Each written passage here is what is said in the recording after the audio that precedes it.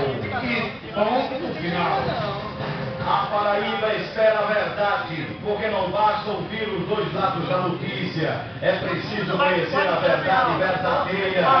Compromisso de honra. A Paraíba cobra um jornalismo responsável, com finalidades sociais e públicas.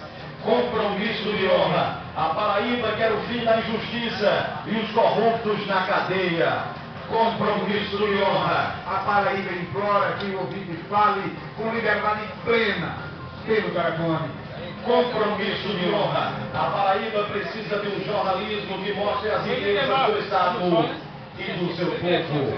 Compromisso de honra.